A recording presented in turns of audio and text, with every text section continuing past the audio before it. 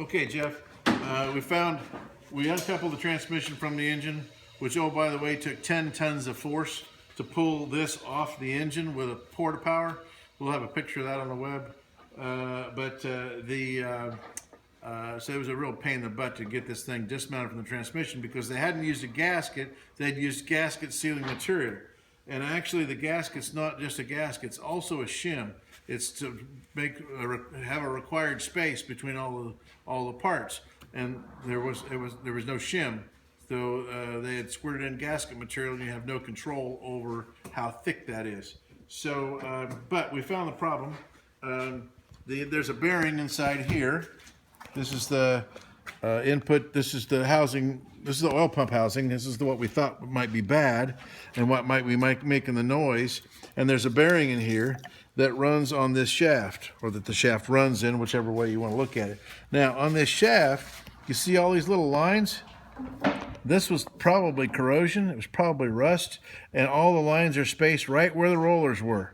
And so the rust occurred right where the rollers were. And as this was used, then it knocked all the rust out and left grooves. And you can actually feel these grooves. So what you were hearing, the roaring sound you were hearing, was the rolling elements going over these grooves, over these scratches or grooves in the shaft. You'll also see there's been quite a bit of metal contamination right here that was rolling around inside the bearing as well, and getting caught between the shaft and the bearing, and has actually worn away part of the shaft. But that's not normal. You shouldn't see that.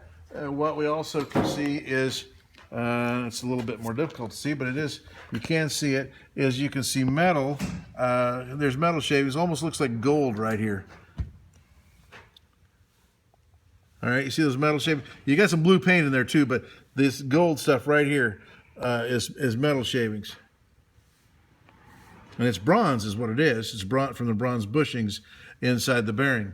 So, so basically, getting a transmission is the right move. Repairing this one is not practical because of the time it takes.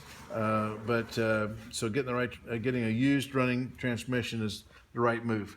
So we've also started the engine just to make sure it wasn't in the engine. So and we pulled this apart and became pretty definite. Well, not pretty definite. It became very definite. It's like, okay, we found it. Bingo. So we'll get we'll look for a used transmission and we get the one from the one source if we don't find something that we found. If we don't find something, less expensive that we feel like is reliable. All right, thanks.